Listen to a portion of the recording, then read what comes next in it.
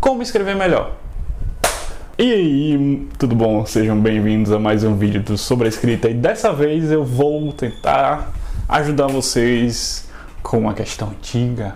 Dezenas de livros já foram escritos sobre o tema, centenas de vídeos no YouTube feitos, mas eu vou dar a minha opinião e algumas dicas do que eu acho fundamental para poder te ajudar a escrever melhor.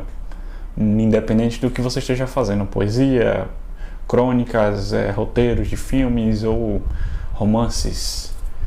Então, o que você pode fazer para escrever melhor? Dá o like no vídeo, segue o canal e vamos comigo aqui destrinchar essa questão para tentar melhorar um pouco de você, de mim e de todos nós. Começando com o primeiro tópico, que é mantenha um texto simples.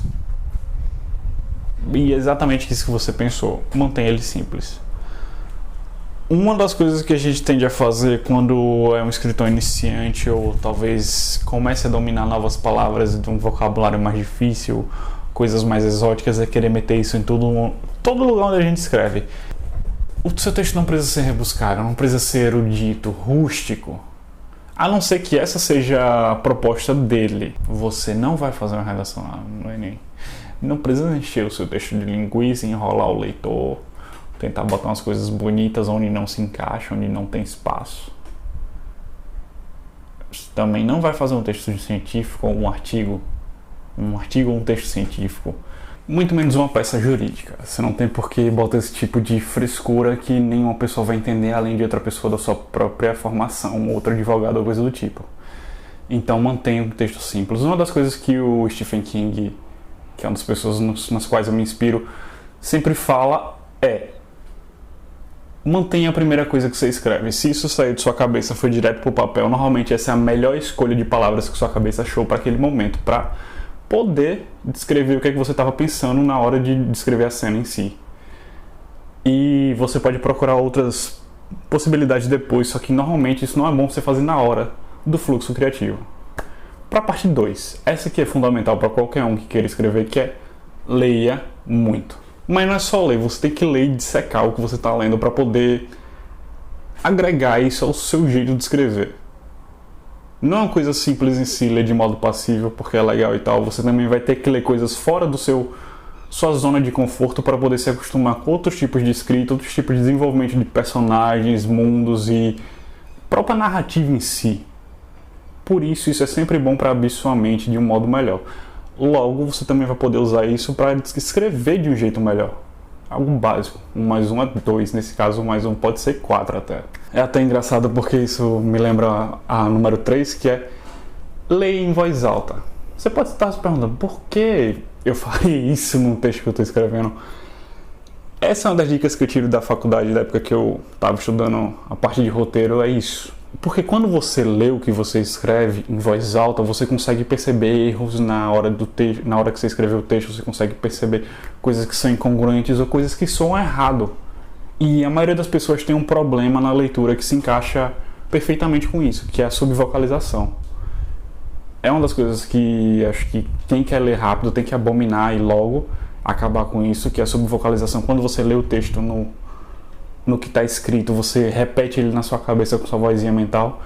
E para isso, para você que evite que esse problema no leitor em si, leia o que você escreveu em voz alta. Assim você evita que ele passe por isso e veja o que tem de errado no seu texto antes que você veja isso e conserte. Partindo para número 4, tem uma coisa que a gente vê muito acontecer, que é coisa principalmente erro de quem é escritor iniciante, é ficar indeciso como você está narrando a situação. Às vezes você está narrando em primeira pessoa, às vezes está narrando em terceira pessoa e você fica trocando isso nesse vai e vem, nesse troca-troca que não é do troca-troca que o pessoal costuma gostar.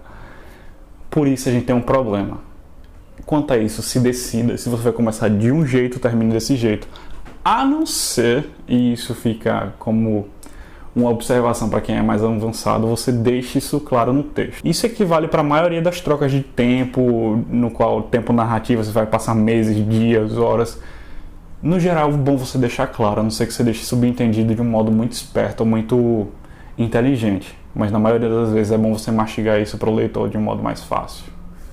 Do contrário, pode causar confusão. Você lembre que você tem toda essa informação dentro de sua caixolinha e nem sempre o leitor vai ter isso tão fácil quanto você tem. Por isso a obviedade algumas vezes funciona a seu favor.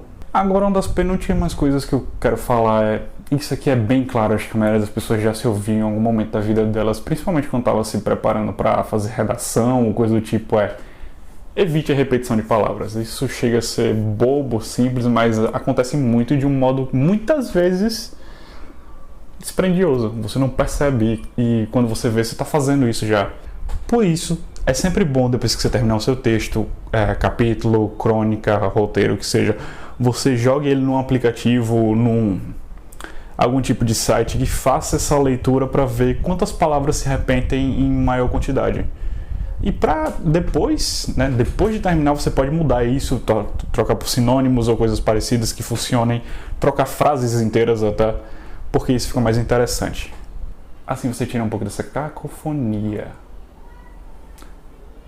do texto. Por sinal, se vocês tiverem ideias, se você já usa algum tipo de aplicativo, site ou programa mesmo para fazer isso, escreve aí nos comentários para ajudar quem está procurando algo do tipo, e aí a gente já pode fazer uma análise dessas ideias num outro vídeo. Por último, uma das coisas importantes que a maioria das pessoas não fazem é pesquisa.